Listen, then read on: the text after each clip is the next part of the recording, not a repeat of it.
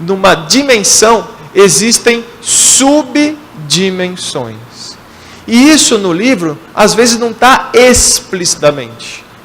Portanto, é preciso que dentro das casas espíritas, nas reuniões públicas, estudemos as obras da Lavra Mediúnica de Chico Xavier, principalmente de André Luiz e Emmanuel.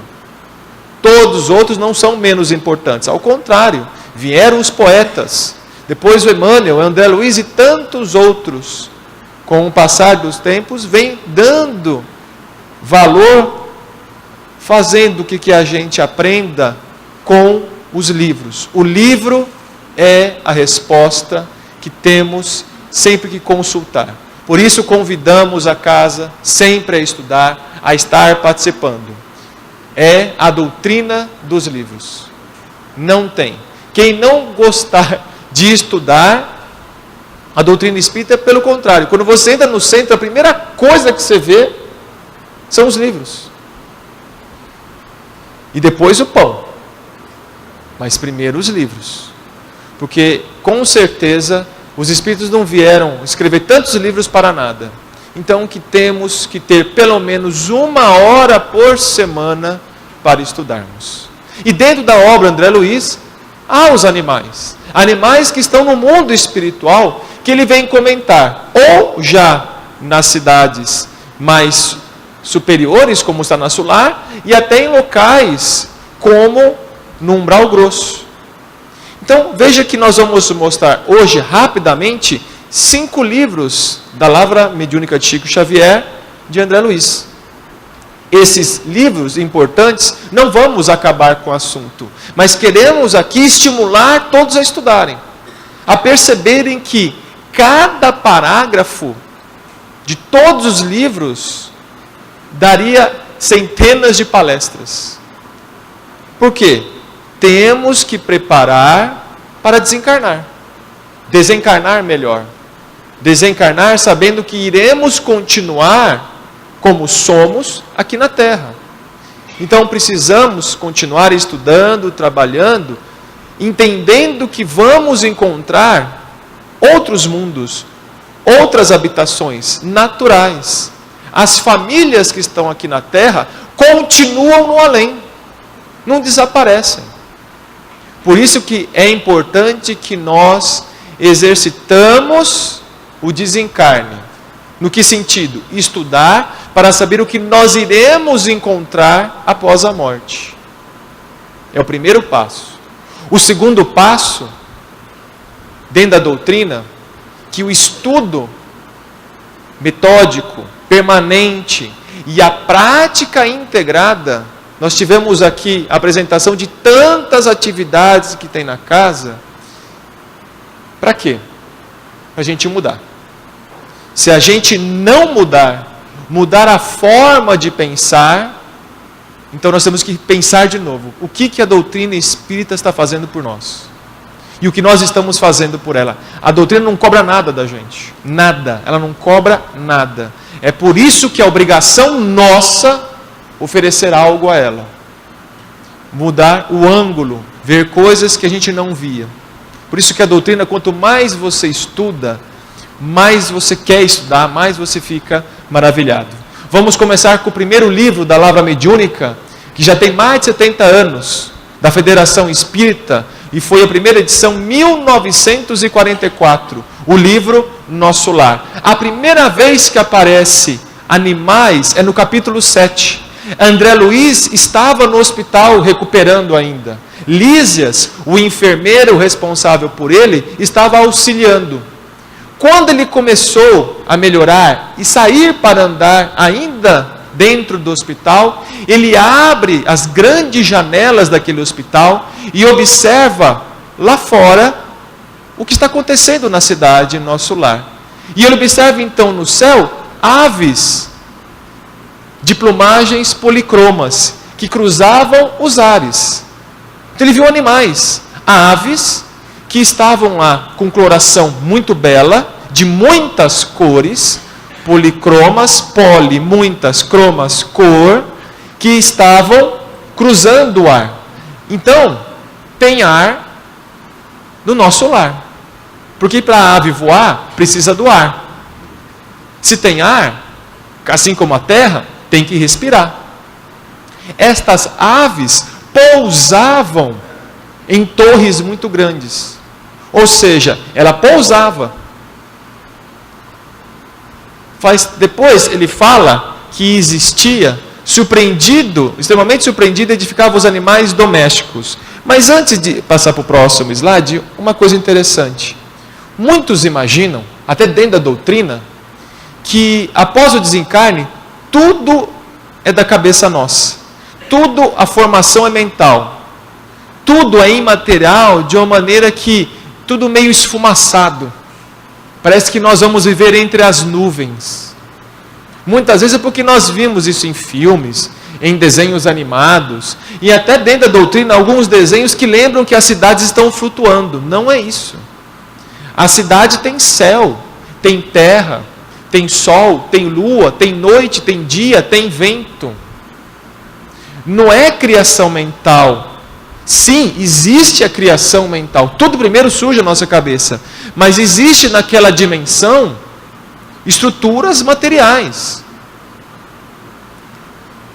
Se as aves pousavam em torres, quem construiu a torre? Foi o nosso poder da mente que pegou o tijolo e o cimento e foi construído? Não.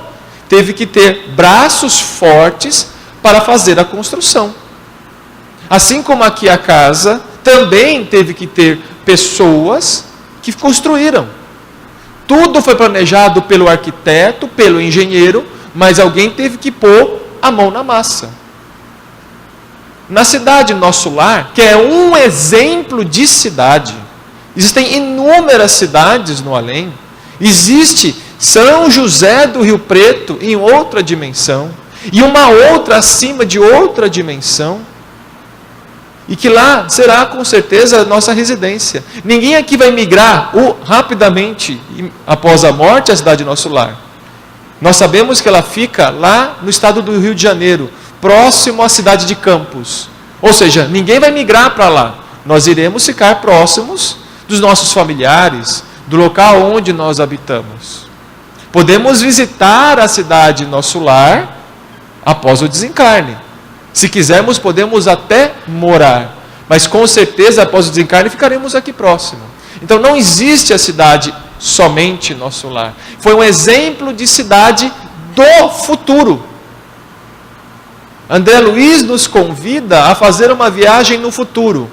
Quando você lê o livro, você percebe que não tem mendigo. Não tem criança de rua. Ele não reclama do asfalto, do farol quebrado. Ele fala que existe uma política, existe a governadoria, existem ministérios organizados, ou seja, é uma cidade do futuro. Um dia nós teremos cidades assim na Terra, assim como é o Nosso Lar. Ou seja, André Luiz nos convidou ao futuro, a saber como é que é. Nós vivemos ainda numa situação, comparado ao que nós observamos na literatura, no passado, mas que gradativamente nós alcançaremos. Então, quando nós desencarnarmos, nós vamos ter um corpo, vamos ter pulmões, órgãos, e vamos respirar ares. Não vamos ficar sem respirar. Não é só uma fumaça, não é só. E nós continuaremos com o nosso corpo. Como é que é o nosso perispírito, ou corpo espiritual? Exatamente como esse, sem mais e sem menos. Continuaremos com esse corpo, e gradativamente nós vamos perdendo. Quanto menos matéria, menos o corpo será denso. A Terra tem esse tipo de densidade. No Nosso Lar, outro tipo de densidade. Quando ele ainda olhando pela janela, André Luiz observa animais domésticos e fica surpreendido. Extremamente surpreendido, identificava animais domésticos entre as árvores. O que são animais domésticos? Ou melhor, quais são exemplos de animais domésticos? Cão, gato, cavalo, boi, galinha, pato. O que é um animal doméstico? Um animal em que o homem melhorou, selecionou. Diferente dos animais silvestres que não tem. Então existe uma modificação do homem que o domesticou, tendo alguma utilidade, como cão de companhia, para transporte, como os cavalos, os muares, como caça, os cães, produção de carne, produção de leite, produção de ovos. E lá no nosso lar existiam animais domésticos. Da onde que vêm esses animais domésticos? Ou nasceram lá no nosso lar, ou que desencarnaram na terra e foram para lá. Vamos supor que um casal de vovôs e vovós, um casal de vovô e vovó tinha lá o seu cachorrinho. E que o vovô e a vovó desencarnaram antes do cachorrinho. E o cachorrinho ficou. Depois ele desencarna. Para onde que vai o cachorro que desencarnou daquele casal de vovôs? Foi para onde estava. Ele não vai voltar imediatamente. Se a gente tem uma ligação muito forte com os animais, nós com certeza queremos cuidar deles após a morte. Então, ele pode ficar aqui na terra, o animal pode ficar, mas ele pode ir e ficar lá, se a família dele está lá e continua. Então, os animais não necessariamente desencarnam e voltam rapidamente da terra. Eles podem continuar com os seus familiares no além. Se a gente tem uma afinidade, e cada vez mais tem uma afinidade com os animais, principalmente cão, gato, com certeza a gente vai ficar com eles. Nós queremos eles. Certa vez, Chico Xavier nos fala que quando o seu irmão José Xavier, que o auxiliava, desencarnou, e a primeira vez que ele voltou para ver o Chico, pela clara evidência, Chico Xavier viu o seu irmão e o cachorro dele, que também já havia desencarnado. Ambos estavam juntos. Ou seja, o animal acompanhava o seu dono no além. É muito comum depois de quando morre um casal de velhinhos, os cães também parece que vão junto, né? Dá mais um tempo, eles vão juntos também. Então, com certeza, isso acontece. Interessante também que tem árvores. Tem árvore na cidade. Essa árvore pode ser do local ou alguém plantou as árvores. Quem plantou? Algum produtor, algum agricultor, algum paisagista. Que a gente imagina que só existe médico e enfermeiro no além. Quem participa de sessões mediúnicas, né, sempre tem assim, olha, acompanhe agora os médicos e enfermeiros do além. E o agricultor vai fazer o quê? E quem cuidava de galinha? O que vai fazer a pessoa que tinha uma outra função na terra se não for da saúde? A pessoa era engenheiro, arquiteto, advogado. Tem que continuar essa profissão, ele não vai mudar a profissão. Então, será que tem agricultores? Nós sabemos que tem um campo de agricultura na cidade nosso lar. Possivelmente deve ter engenheiros agrônomos, agricultores, máquinas que devem cavar o solo, devem ter plantas. Então, se tem árvore, a árvore também respira. Nas árvores tem ninhos de pássaros, devem ter flores. Se tem flores, tem insetos. Falando em inseto, a única coisa que reencarna rápido na terra é barata e mosquito. A única coisa que reencarna é rápido, é isso. Você matou um, parece outro. Né? Então esse, infelizmente, ninguém tem mosquito de estimação, né? Tudo bem? Impressionava, continua André Luiz na sua literatura, impressionava-me sobretudo os aspectos da natureza, quase tudo melhorada cópia da terra. A cidade Nosso Lar exatamente mostra o futuro. Tudo que tem lá é melhorado. Ou seja, estamos ainda em desenvolvimento. Ainda em Pedro Leopoldo, um grupo de visitantes, caravanas que iam visitar Chico Xavier, certa vez perguntou para o Chico, Chico, escreve mais. E Chico hoje tem 500 livros publicados. Aproximadamente 500 livros. E pediram para o Chico escrever mais. Escreve mais sobre a verdade. fale da cura do câncer, antibióticos perfeitos. Chico então respondeu: o nosso Emmanuel está aqui no lado e falou que foi permitido a nós, seres humanos, apenas 1% da verdade. 1%. E que se fosse permitido mais que 1%, a nossa cabeça explodiria com tanta luz, com tanta verdade. Então, o livro dos Espíritos, o livro dos Médiuns, o Evangelho segundo o Espiritismo, o Céu e o Inferno, a Gênese, é o começo do estudo. Tem muita coisa para a gente aprender. E nós ainda não entendemos o básico. Por isso que estimulamos, e as casas devem estimular os estudos em reuniões públicas como essa, para pegarmos os livros, dissecarmos, capítulo a capítulo. Tudo é coisa melhorada. Não tem cidades no mundo que são melhores que na Terra? Quando você vê cidades no Japão, na Europa, você vê uma cidade realmente modelo, comparada com as cidades brasileiras. Então isso também está acontecendo na Terra, só que de uma maneira em menor escala. Continuando, olha lá. Vamos agora um pouquinho mais para frente e vamos já para o capítulo 33. Curiosas observações. André Luiz já saiu no hospital, hospedou-se na casa de Laura, mãe de Lísias. Então ele começa a acompanhar Lísias e Narcisa. E numa dessas atividades, ele está vendo uma caravana dos samaritanos, homens e mulheres que resgatam pessoas que estão lá no umbral. Então ele vai descrever exatamente a chegada dessa caravana na cidade Nosso Lar, trazendo espíritos, homens e mulheres desencarnados. E o que chama a atenção, que além dos samaritanos, ou seja, voluntários que desceram até o umbral grosso, aonde estava André Luiz, e percebeu que não tinham só homens e mulheres e os resgatados, também tinham cães, muares e aves. Não era só as pessoas, tinham também animais. Então ele vai descrever exatamente quais são os animais e sua importância. Os cães são auxiliares preciosos das regiões obscuras do umbral. Então ele afirma que estava no umbral.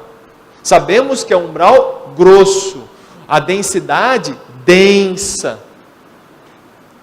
Para que serve um cão na Terra? Quais são as funções do cão originária?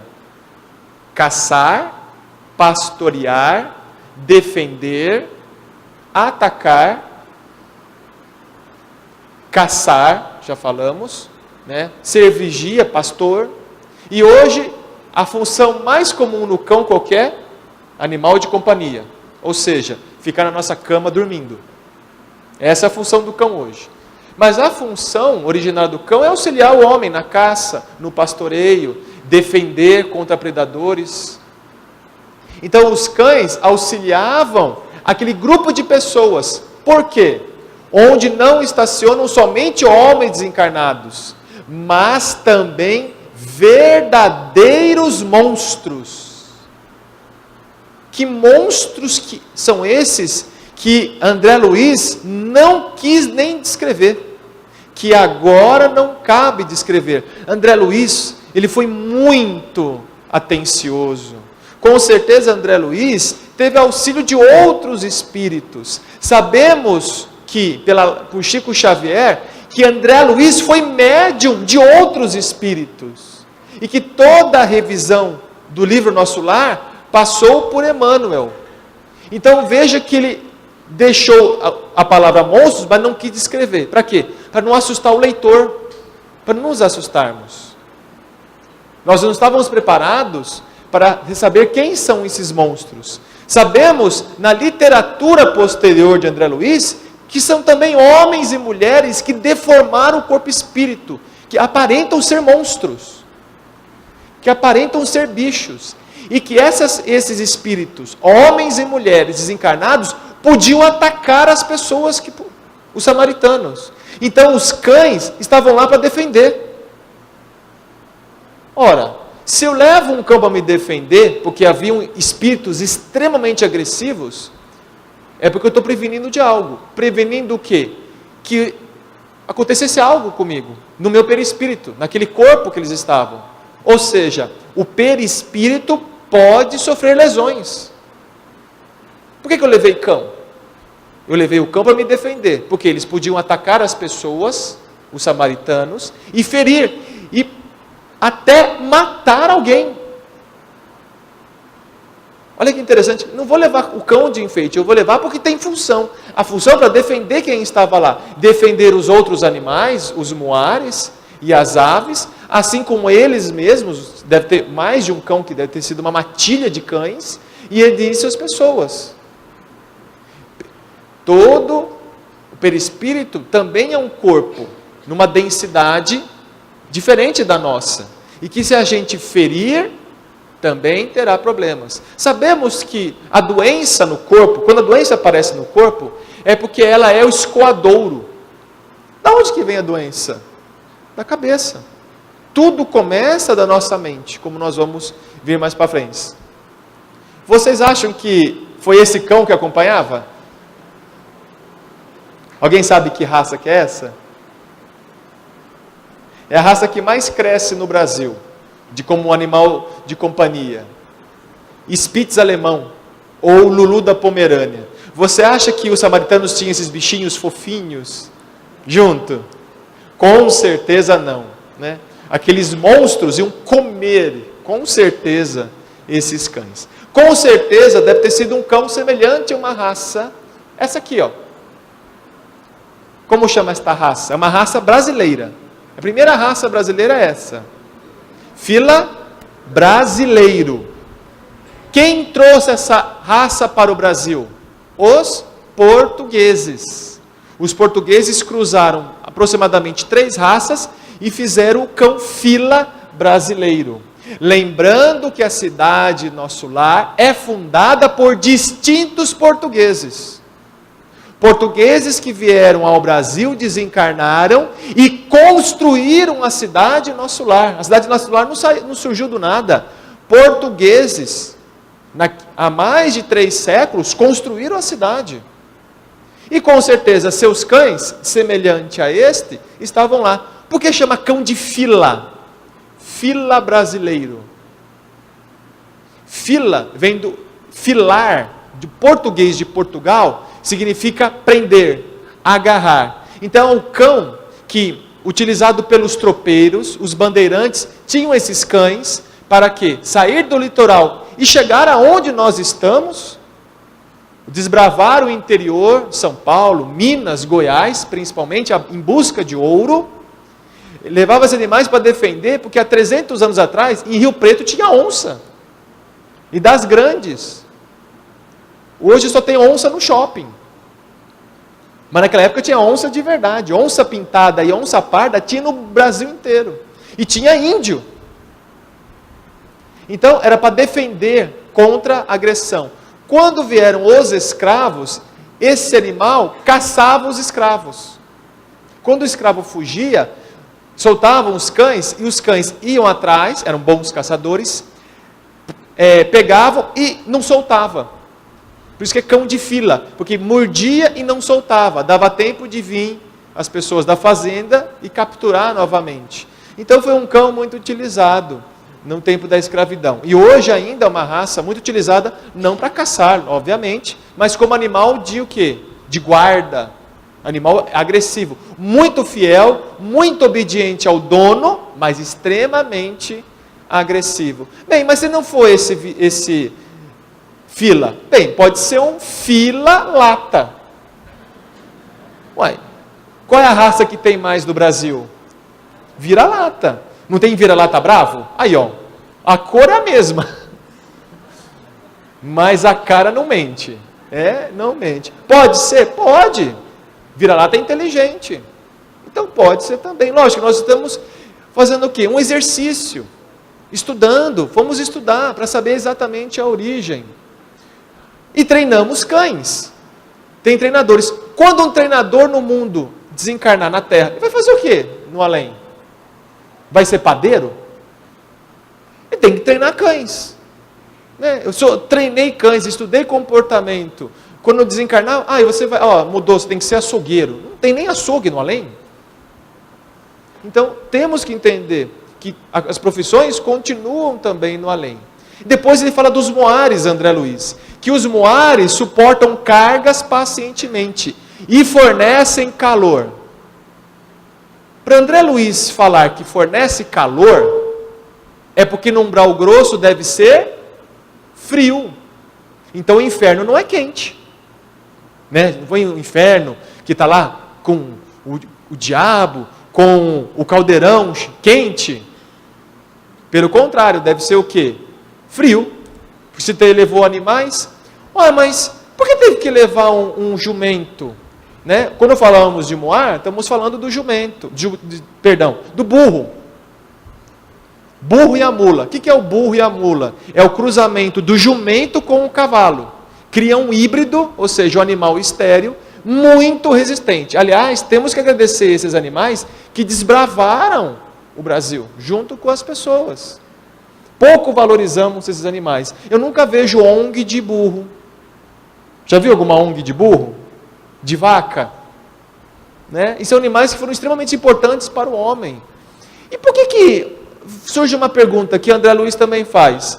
Por que não desce de aeróbus?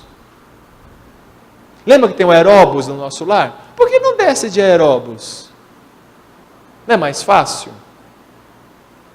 Narciso explica posteriormente. A questão é de densidade. É tão denso que o aeróbus não consegue volitar naquela região. Tem que ser por meio de animais, tração animal. Tem que ser uma coisa densa. Assim como o submarino está debaixo d'água e o avião está no ar. Não adianta o avião ir para debaixo d'água e nem o submarino para o ar. Questão de densidade. Água e ar são densidades extremamente diferentes. Por isso que teve que utilizar exatamente esses animais. Se naquela época, vamos supor, 300 anos atrás, um jumento desencarnava, para onde que ele ia? Ele ia para o paraíso dos jumentos e não fazer nada? Tinha que continuar trabalhando, tinha que continuar fazendo algo.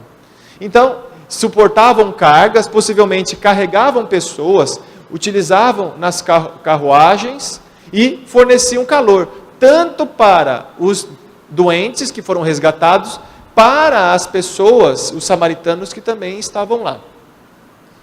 E por último, uma outra ave que é fantástica. Fantástica. André Luiz fala então sobre as aves que denominamos ibis viajores. São excelentes auxiliares dos samaritanos. Samaritanos é o nome do grupo que estava resgatando. Voluntários corajosos, muito corajosos, porque sabiam que ia enfrentar espíritos que têm aspecto de monstros.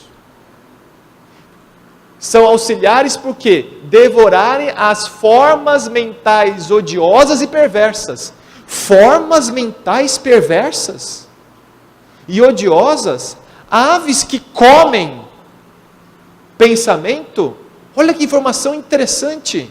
O nosso pensamento tem forma, tem cheiro, tem cor, tem peso e é comestível o pensamento. A ponto de um outro animal comer o nosso pensamento. Deveria ser um ambiente tão poluído mentalmente que tinha que ter aves para abrir espaço para que penetrassem, então elas comiam isso. A mesma forma que os urubus comem cadáveres expostos, que tem um papel importante para evitar a disseminação de doenças, os ibis viajores comiam formas mentais odiosas e perversas. E além disso, entrando em luta franca com as trevas umbralinas. Eles também partiam para a briga. Se viesse atacar a equipe, eles também atacavam e defendiam. Então, tanto os cães quanto as aves também defendiam aquele grupo. E que ave que deve ser? Ibis é o nome de um grupo enorme de aves que tem no mundo inteiro. O primeiro Ibis que tem descrito é o Ibis lá do Egito. O deus Tote do Egito, corpo humano, cabeça de Ibis. Deus da sabedoria, Deus que criou o hieróglifo. Então está tudo lá colocado nas paredes, em pinturas, nas pirâmides, exatamente esse Deus, com a cabeça que lembra um Ibis, com um bico bem longo. Bem, o Ibis de lá é diferente do Ibis daqui. Nós temos o nosso Ibis. E vamos pesquisar qual dos Ibis que vive nessa região, até no Rio de Janeiro. Onde está a cidade Nosso Lar? Possivelmente Umbral Grosso deve ser ali próximo. Que ave que será? Vou mostrar então. Eu quero saber quem já conhece essa ave aqui, ó. Alguém conhece essa ave? É uma ave longa, chega a 1 metro de envergadura, pernalta, e um bico bem longo, veja. Agressiva, ela se alimenta de tudo que tem e que mexe. Minhoca, lagartixa, cobra, sapo, perereca, outras aves. Olha que interessante aqui, ela comendo um lagarto.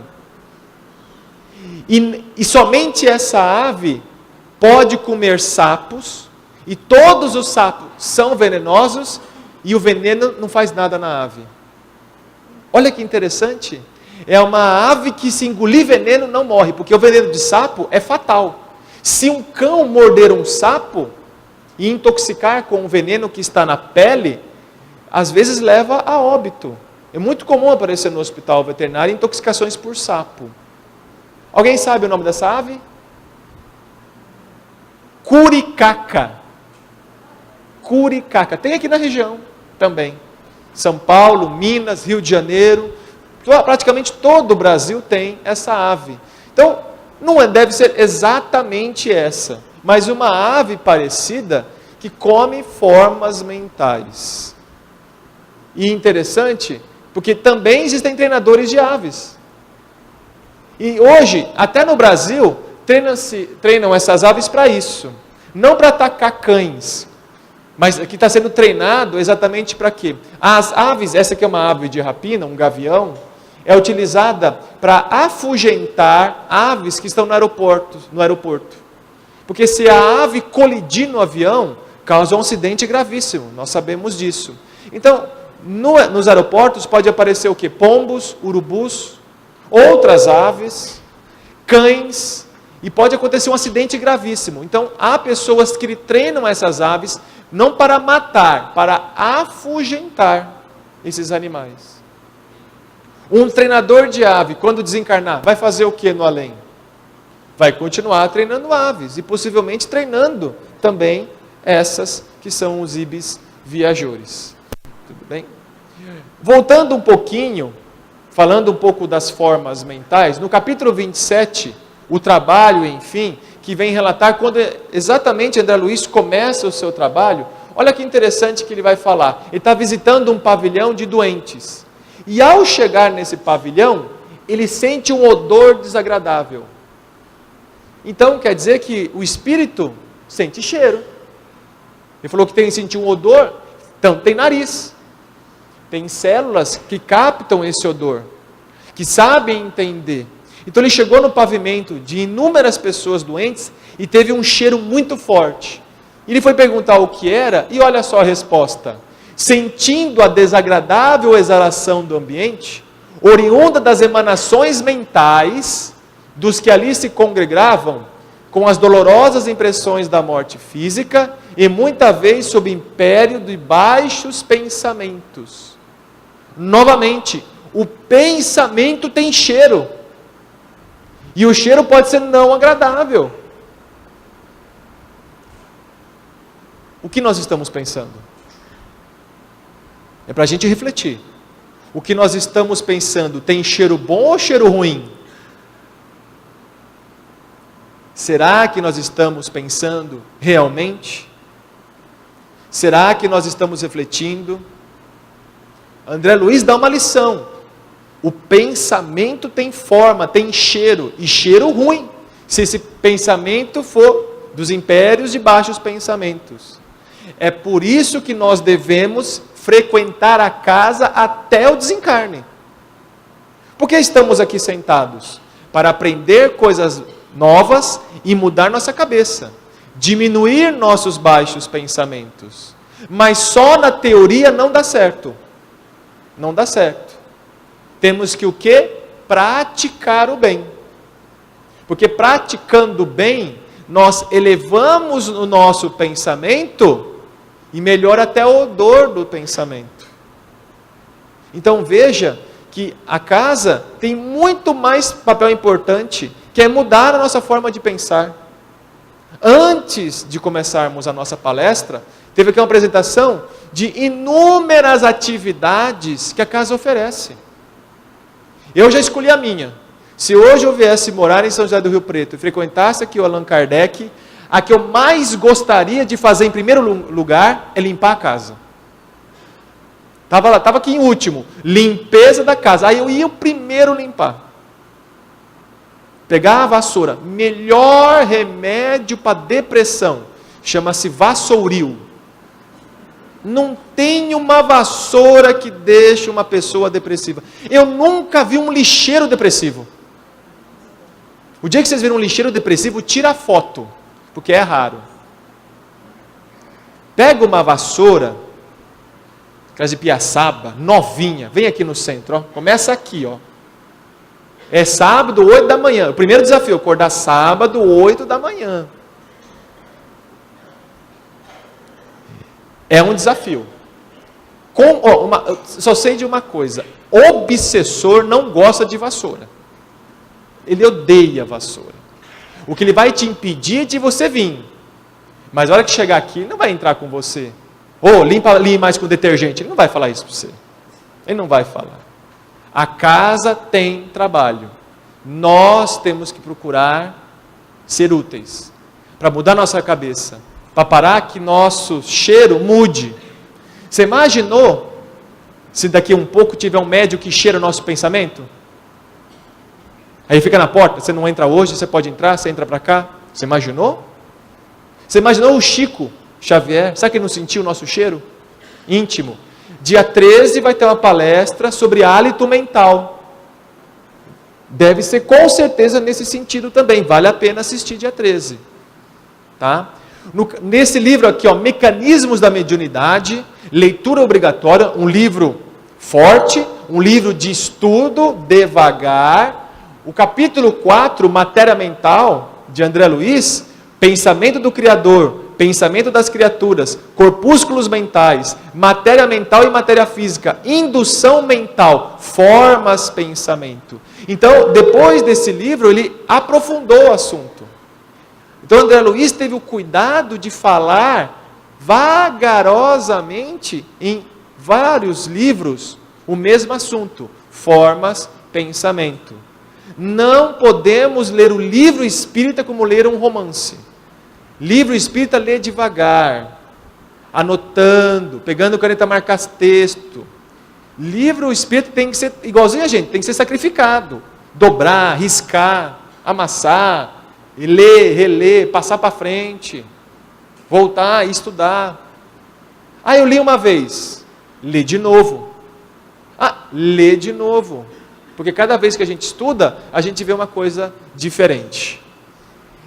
E mudando de livro agora, também agora o livro Os Mensageiros, também um livro fantástico, é um caso interessante. André Luiz visita com o instrutor Aniceto os campos de algum local do Brasil. E ele vê ao longe um acidente. Um carroceiro com a cabeça ferida, o seu muar, o seu burro e a carroça. E então eles foram lá ver o que tinha acontecido. E então o guarda da região, tinha um guarda até no campo, ele falou assim, o vigia, o guarda daquela estrada, chamado Glicério, veio contar o que tinha acontecido. E olha só o que nos relata André Luiz. Glicério vai falando, olha, esse carroceiro tem a mente fechada a sugestões de agradecimento. Quando se tornou quase irracional pelo excesso de fúria e ingratidão, meu auxílio espiritual se tornou ineficiente. Vamos continuar para dar sentido. Tem a mente fechada às sugestões de agradecimento. Atormentado pelas descargas de cólera do condutor, o burro humilde o atacou com a pata. Que fazer? Falou aquele guarda. Minha obrigação foi cumprida. Espera aí. Quer dizer que tinha um guarda naquela estrada que estava tentando ajudar aquela pessoa? Sim. Que não conhecia diretamente aquele condutor, mas ele estava maltratando o animal. E estava tentando falar, meu amigo, para de bater no animal. Para de bater. Mas ele estava com tanta raiva, que tudo que o espírito, aquele guarda espiritual, aquele homem desencarnado que tinha o papel de guarda, não conseguia. Quando se tornou quase irracional pelo excesso de fúria e ingratidão, meu auxílio espiritual se tornou ineficiente. Mais uma lição de André Luiz. Quando estamos com raiva, com cólera, com pensamentos difíceis, não tem como a ajuda espiritual. Não tem como ter um auxílio, porque nós abaixamos os pensamentos, a ponto de bater no animal, e o animal nos dar um coice. Novamente, bem-aventurado os brandos e pacíficos, como disse Jesus. Porque a raiva, a fúria e a cólera leva a não ter o quê? Auxílio espiritual. Veja que o carroceiro não pediu ajuda, pelo contrário, ele estava com raiva. O espírito lá, Glicério, quis ajudá-lo. Falou assim, meu amigo, não bate no animal, ele não precisa disso. Ele não precisa disso. Mas mesmo assim ele continuou. Outra lição que podemos extrair disso aí. A gente não vem no centro e não tem ajuda. Pelo contrário, nós temos ajuda. E muita ajuda. É a gente que não colabora. Se um simples carroceiro, um guarda, tentou ajudar, imagine numa casa espírita que é uma casa de apoio espiritual. Ajuda-te, que o céu te ajudará. Faça algo para merecer. E por isso fazendo bem, elevemos o pensamento e podemos ouvir então os benfeitores, os nossos familiares. Aí sim podemos ouvir, soprar no nosso ouvido aquela mensagem, aquela intuição. Todo mundo é médium. Todo mundo aqui é médium, todos somos médios, um mais, outros menos. E os espíritos querem nos ajudar com certeza. E nós temos que tomar cuidado. Está lá no livro dos Espíritos. Allan Kardec pergunta: a influência espiritual é grande entre os humanos? Resposta dos Espíritos: sim, muito mais que vocês imaginam. Então nós estamos mergulhados em pensamentos. E vem a pergunta: qual o pensamento que você quer captar? O baixo, o médio ou o alto? Depende do que você faz, do que você pensa. Se você estiver agressivo, com certeza o auxílio é ineficiente. Aí o Espírito falou: o que fazer? Fazer nada, eu fiz a minha obrigação. Eles que não fizeram. Novamente, voltemos à casa e trabalhemos para ela. A doutrina não nos pede nada, mas pede que a gente tem que fazer algo para aliviar a dor e o sofrimento dos outros. Tá? Se os seres, aí Aniceto, o instrutor fala com André Luiz e com todos que estavam lá. Se os seres inferiores, nossos irmãos do grande lar da vida, nos fornecem os valores do serviço, ou seja, se os animais menores, cão, gato, o boi, o cavalo, o burro, nos dá serviço, é obrigação nossa como ser humano fornecer valores de educação. Em primeiro lugar, sendo educado. E segundo, dar o exemplo. Se os espíritos superiores vêm ajudar a nós, por meio de livros, da psicofonia, do auxílio espiritual, por meio da intuição, nós podemos também ajudar os animais na sua evolução. Nós não estamos só nós egoisticamente querendo evoluir, temos que ajudar os animais a evoluírem, e ensiná-los coisas boas também. Vamos ver um exemplo aqui num vídeo, por exemplo. Aqui, ó, podemos ensinar um jumento a pintar, podemos fazer, olha lá, um cachorro como cão guia, um cão que ajuda uma pessoa cega. Aí, ó, ele está aprendendo o que é ajudar. Olha que interessante. Nós podemos, por exemplo, olha lá, que animal que está pintando? Um elefante. E olha só o que ele vai pintar. Ele pintou o quê?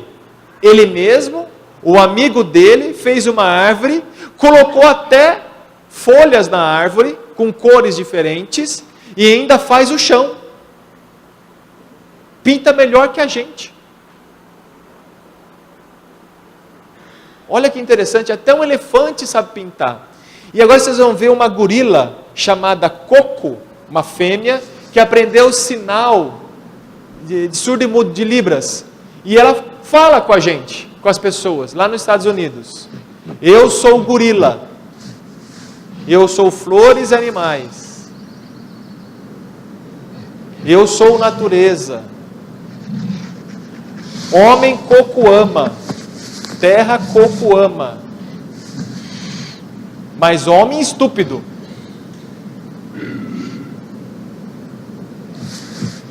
Estúpido, o homem. Coco lamenta. Coco chora. Tempo voa. Consertar terra. Ajuda a terra. Depressa. Proteger terra. Natureza vê você. Obrigada. Até o macaco sabe que tem que proteger a natureza. Não estamos ajudando os animais? Colaborando também na sua educação? Estava lá escrito há 70 anos atrás. Também. Tá? E já indo para o final da palestra, Aniceto faz uma coisa interessantíssima. O Evangelho na natureza. Olha o título do capítulo, Os Mensageiros, o Evangelho em ambiente rural. Aniceto é convidado por um grupo de homens e mulheres encarnados a fazer o Evangelho no campo. E olha interessante, ao iniciar exatamente a palestra, um rebanho bovino acercara-se de nós, atraído por forças magnéticas que não consegui compreender. Alguns muares humildes chegaram, igualmente de longe. Ou seja, na hora que ia fazer a preleção, animais se aproximaram. E André Luiz não sabe por quê, não consegui compreender, mas os animais ficaram próximos de nós. Então os animais têm mediunidade, têm clarividência. Ficaram próximos. Quem aqui faz evangelho no lar e o seu cão ou o seu gato vem próximo? Rezar junto. Não tem animal que faz isso? Dormem, ficam quietinhos. A casa aqui tem gato espírita? Cachorro espírita de vez em quando aparece aqui? Dos vizinhos? Que escuta a palestra? São animais até um pouco mais esclarecidos. Então olha que interessante. Os animais procuram coisas boas. Jesus veio para quem? Não veio para os fariseus, para os sacerdotes. Jesus veio para o povo. Começou com um apostolado com pescadores. Pescadores. Paralíticos, cegos, doentes, órfãos, viúvas. Veio para todas aquelas pessoas pregar e curar toda sorte. Então os animais também, como aquelas pessoas humildes, vieram atrás, porque o sacerdote e o fariseu tinha a mente cristalizada e não conseguia entender nada. É por isso que Emmanuel nos lembra no livro Roteiro: a doutrina espírita é a doutrina libertadora de consciências. É uma doutrina para abrir a nossa mente, pensar, refletir. Porque ao pensar e refletir, estamos fazendo o que nós conhecemos muito na doutrina, que é a reforma íntima, que é nos conhecermos. Sabemos o que temos de bom, o que temos ruim e que podemos melhorar. Então está aí uma interessante. E ele fala o seguinte: o Senhor reserva acréscimos sublimes de valores evolutivos aos seres sacrificados. Não olvidará, não esquecerá Ele a árvore útil, a árvore que serviu para fazer essas cadeiras, as mesas, o animal exterminado. O Mestre e Deus lembrará desses animais, das plantas, o ser humilde que se consumiu em benefício de outro ser. Olha que lição: nenhum ser vivo será esquecido por Deus e por Jesus. Nenhum ser, todos aqueles que se sacrificam serão um dia recompensados. A lei de ação e reação, a lei divina. É por isso que dentro da doutrina temos que ter essa capacidade de entender e construir algo do bem. A fé, além de ser raciocinada, tem que ser ativa, fazer, sacrificar.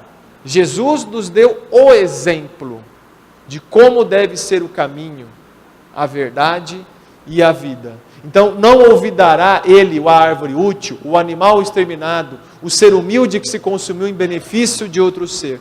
Todos eles serão recompensados. Uma coisa interessante que vai ficar só para a gente depois estudar, devido à hora, no livro Libertação, capítulo 5, onde nós fazemos uma viagem ao passado e visitamos uma cidade que fica no Umbral Grosso, que chama-se a cidade dos Gregorianos, uma cidade do passado. Estava tendo uma cerimônia em que juízes estavam julgando as pessoas devido aos seus crimes. E aquele juiz, com um poder mental tão grande, julgando uma mulher, fala em um momento, e André Luiz nos relata, não passa de uma loba, de uma loba. Imediatamente, aos olhos de André Luiz, aquela mulher começa a se deformar em perispírito, naquele seu corpo, e transforma-se num animal, numa loba. Mas espera aí, ela regrediu? Não, ela não regrediu. Nós não regredimos. Nós paramos. Ela deformou o perispírito. Ela não voltou a ser um animal. O seu corpo que se deformou. Assim como numa doença grave, o nosso corpo pode ficar deformado. Por causa do remorso, por causa da culpa que aquela mulher tinha. E além disso, por causa do efeito hipnótico. Via-se patente, naquela exibição de poder, o efeito do hipnotismo sobre o corpo perispirítico. Ou seja, um obsessor pode literalmente hipnotizar as pessoas. Aliás, é uma das técnicas de obsessão descritas em outros livros. Mas que aí está.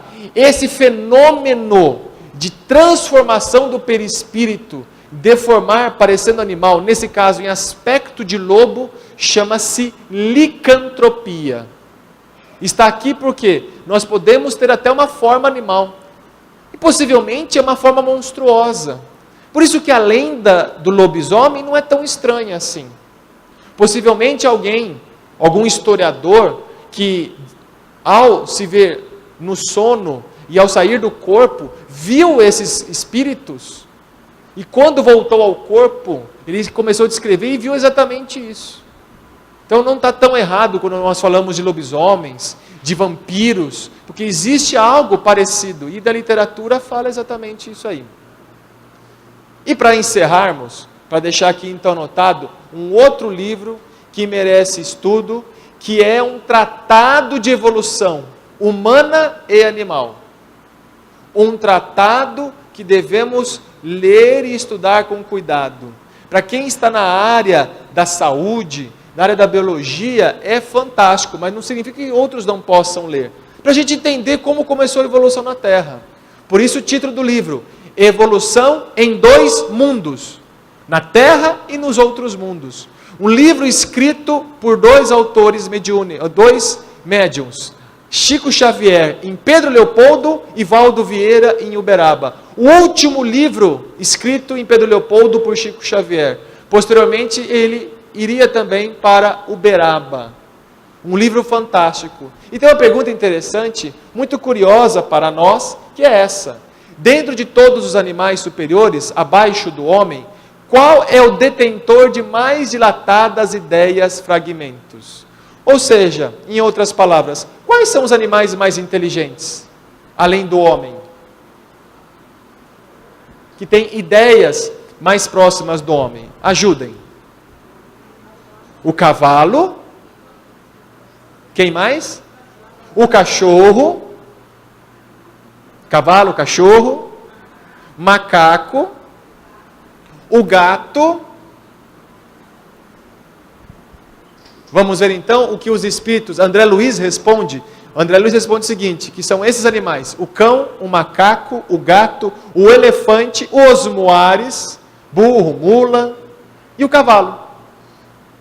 Hoje, se nós estudarmos, nós vamos perceber também as baleias, os golfinhos, mas esses, na década de 50, eram os mais conhecidos. Animais que têm uma inteligência, lógico, não é igual à nossa, mas que estão muito próximos, e por isso que devemos o quê? Respeitá-los. Olha que interessante, naquele caso daquele carroceiro que maltratou aquele burro e levou um coice, vocês perceberam que é uma história de maus tratos? O que hoje nós falamos de maus tratos, André Luiz já tinha descrito, maus tratos em animais. Olha que interessante. Falando então do homem que prejudica tais seres. E que hoje nós estamos repensando muito, né, sobre a utilização desses animais em circos, em experimentos, na pesquisa, em efeitos artísticos, como por exemplo rodeio, vaquejada. Olha como nós estamos evoluindo, discutindo essas coisas importantes. E a ciência e o espiritismo vêm nos colaborar com certeza. Falamos, então, de alguns assuntos sobre animais. Existem outros livros e mais coisas que podemos. Estamos aqui apenas para estimular a leitura. Não só sobre os animais, mas toda a literatura espírita que é farta e que devemos estudar. Desejo a todos que peguem aqueles livros emprestados, que comprem, que leiam, que releiam, que possamos sair dessa vida que nós temos, presa, infelizmente, às vezes, a um celular. É útil? Lógico que é útil. Mas nós temos coisas melhores. Tem muito mais coisas. Um mundo a ser descoberto, um mundo espiritual a ser explorado.